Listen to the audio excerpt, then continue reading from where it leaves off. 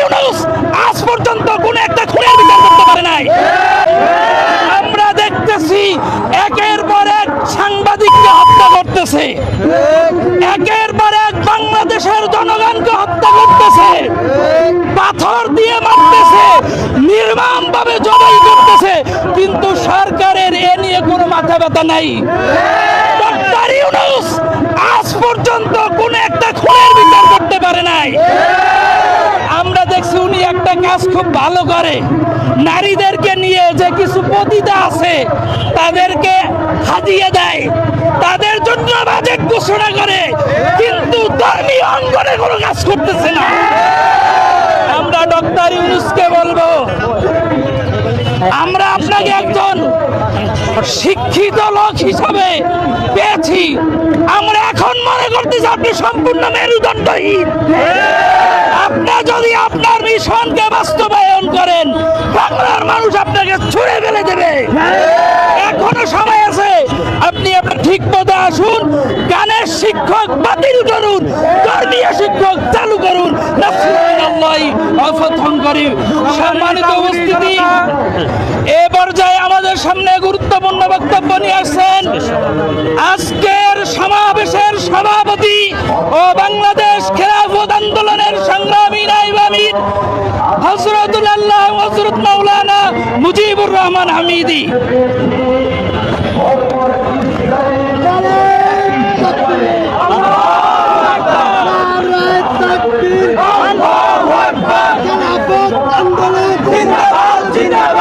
সংগ্রামী তৌহিদি জনতা, সংগ্রামী তৌহিদি জনতা, এদেশ 92% মুসলমানদের দেশ। এদেশ চলবে ইসলামিক কৃষ্টি কালচারে। অত্যন্ত দুঃখের বিষয়, বর্তমান অন্তর্বর্তীকালীন সরকার কিছুদিন পূর্বে প্রাথমিক বিদ্যালয়ের মধ্যে ৬৫,০০০ সঙ্গীত শিক্ষক নিয়োগের ঘোষণা দিয়েছে। তার সাথে 1% সমকামী শিক্ষক রয়েছে। এই সিদ্ধান্ত এদেশের 92% মুসলমানদের সাথে বিশ্বাসঘাতকতার সামিল।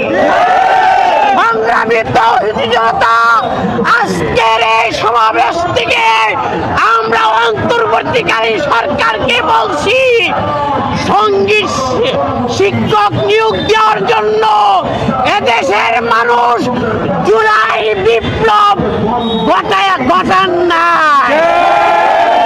জুলাই বিপ্লব হয়েছিল ইসলামের পক্ষে, দেশের স্বাধীনতার পক্ষে।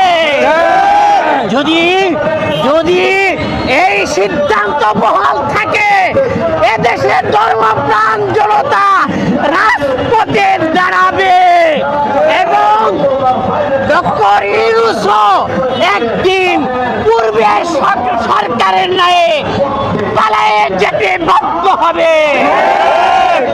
আমরা আজকের এই সমাবেশ থেকে সরকারের প্রতি আহ্বান জানাচ্ছি, গানের শিক্ষক বাতিল করুন, এমনি ভাবে সমকামী শিক্ষক, তথাকথিত ট্রান্সজেন্ডার শিক্ষক, এইগুলিকে বাতিল করতে হবে এবং প্রতিটা স্কুলের মধ্যে ধর্মীয় শিক্ষক নিয়োগ দিতে হবে।